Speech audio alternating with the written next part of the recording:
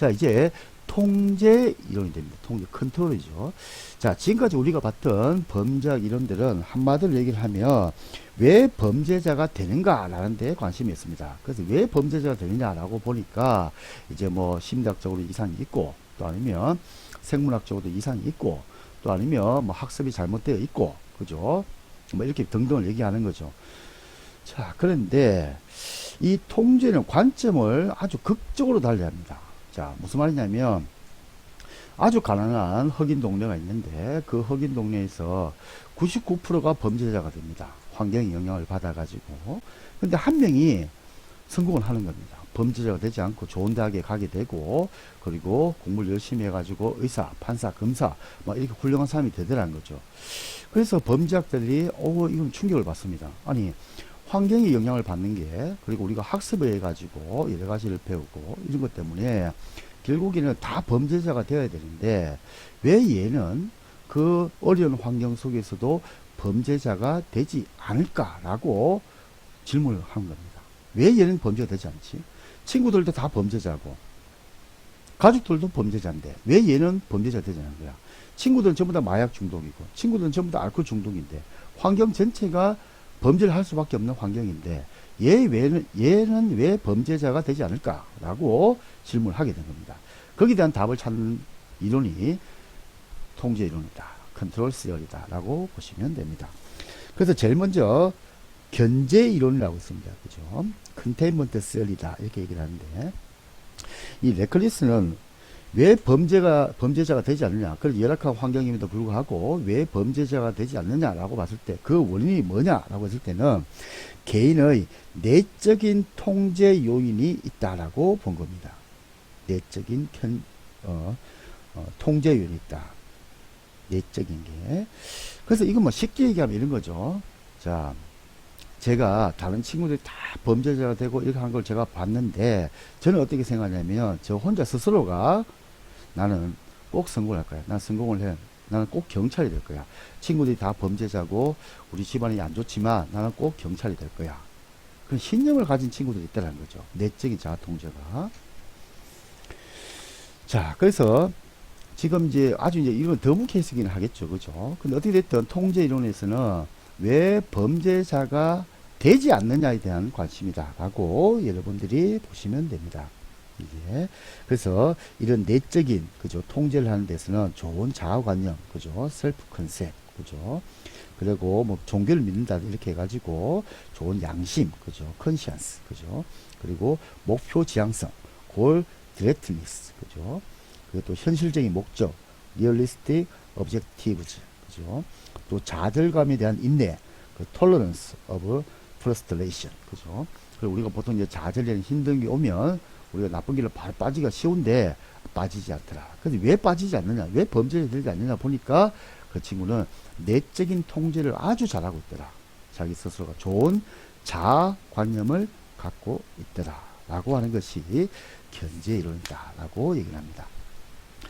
자, 그 다음 이제 트래비스 허쉬의 사회 유대 이론이 있습니다. 사회 유대는 또 마찬가지로 왜 범죄자가 되지 않느냐라고 봤더니 이 친구는 본드 사회 결속이 아주 잘 됐더라. 즉 집안은 가난하고 환경 굉장히 어렵고 가난하고 열악하지만 그 친구는 보니까 부모님의 사랑을 받고 있고 그죠 환경은 안 좋지만 그리고 자기가 되고자 하는 어떤 뭐 고을이 아주 좋고 그죠 막 그런 것들이 결국에는 종합적으로 합쳐져 가지고 이 친구가 범죄자가 되지 않더라 라고 얘기를 하더라는 거죠.